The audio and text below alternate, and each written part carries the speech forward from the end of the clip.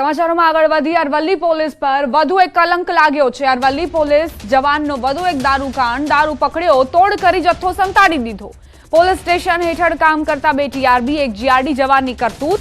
1.96 લાખનો દારૂ પકડ્યો, તોડ કરીને તે દારૂને સંતાડી દીધો તેવો આરોપ છે।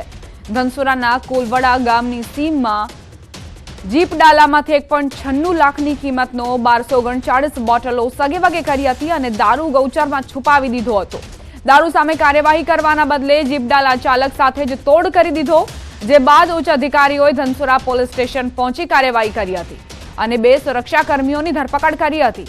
જોકે જીપ ડાલા ચાલક, એક ટીઆરબી જવાન અને ખાનગી માણસ ફરાર છે।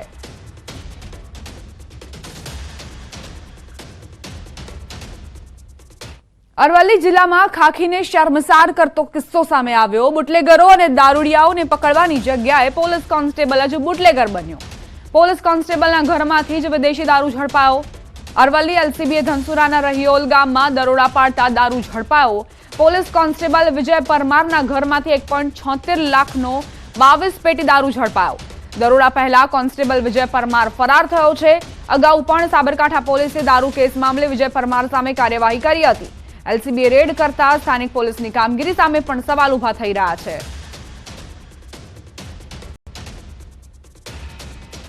રહેતા વિજયકુમાર છનાભાઈ પરમાર એમના ઘરે વિદેશી દારૂ આવી રીતે સંગ્રહિત કરેલ હોય એવી બાતમી મળેલી, જેના આધારે રેડ કરતા કુલ અલગ અલગ જુદા જુદા બ્રાન્ડની બોટલ છે 912 અને છૂટી બોટલો છે 157 અને કુલ જે મુદ્દામાલ છે એ 1,76,000 અને 680નો મુદ્દામાલ છે એ ત્યાંથી ગઈકાલે કબજે કરવામાં આવેલ છે।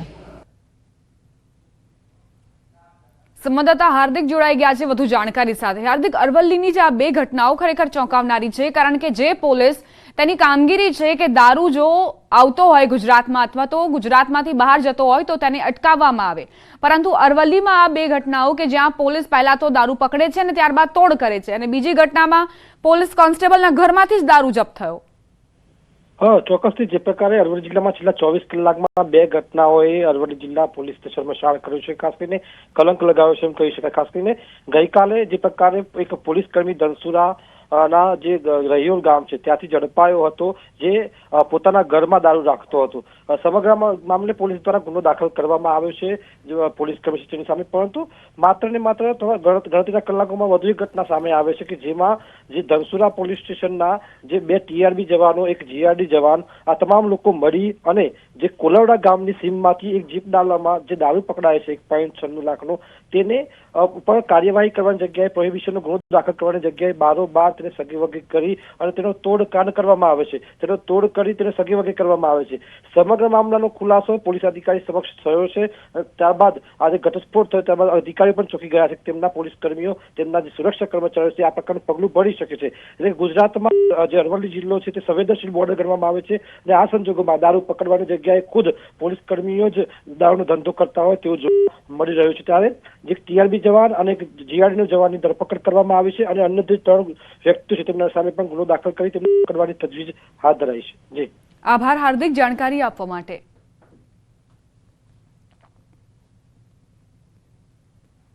અરવલ્લીની શામળાજીની અણસોલ ચેકપોસ્ટથી દારૂ ઝડપાયો। મોટી માત્રામાં દારૂ ઝડપી લેવામાં શામળાજી પોલીસને સફળતા મળી।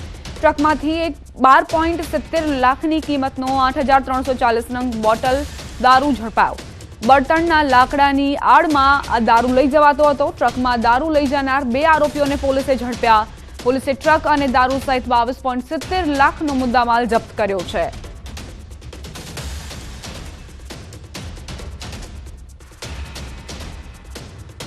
પોલીસે ટ્રક અને દારૂ સહિત 12.70 લાખનો મુદ્દામાલ જપ્ત કર્યો છે અને આગળની કાર્યવાહી શરૂ કરી છે।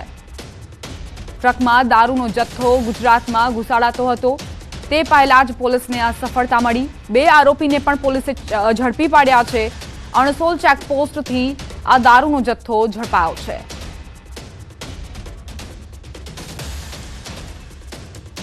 કચ્છના મુન્દ્રામાંથી કોકેઇનના જથ્થા સાથે એકની ધરપકડ કરાઈ। 32,47,000ની કિંમતના 32.47 ગ્રામનો જથ્થો પકડાયો। કુલદીપસિંહ સવિન્દ્રસિંહ નામનો આરોપી પકડાયો। મુન્દ્રા પોલીસે રેડ કરીને કોકેન પકડી પાડ્યો છે।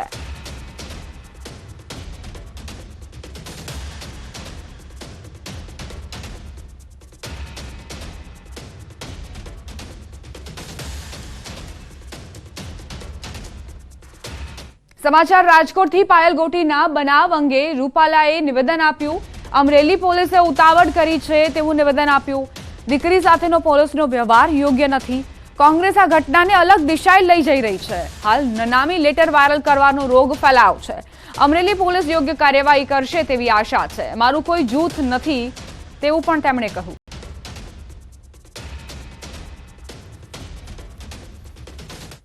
એ બાબતે મેં અગાઉ પણ કહેલું છે ને આજે પણ આપના માધ્યમથી બહુ સ્પષ્ટપણે કહેવા માંગુ છું કે એમાં પોલીસે ઉતાવળ કરેલી છે. દીકરીની સાથેનો પોલીસનો વ્યવહાર યોગ્ય નથી. એ વિપક્ષ માટે એમનું કામ છે, એ કરે એ અલગ વિષય છે, પણ આખા એ પ્રકરણને બે દ્રષ્ટિએ જોવાની આવશ્યકતા હતી. એને બદલે એને એક તરફ લઈ જવા માટેનો પ્રયાસ થઈ રહ્યો છે, તે યોગ્ય નથી.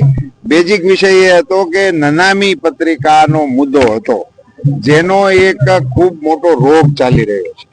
એની સામેના આ વિષયની તપાસમાંથી એ તપાસના કારણે જે પ્રશ્ન ઉભો થયો છે એને મુખ્ય પ્રશ્ન બનાવવાનું કોંગ્રેસનું આયોજન એ આપણી સમજની બહાર.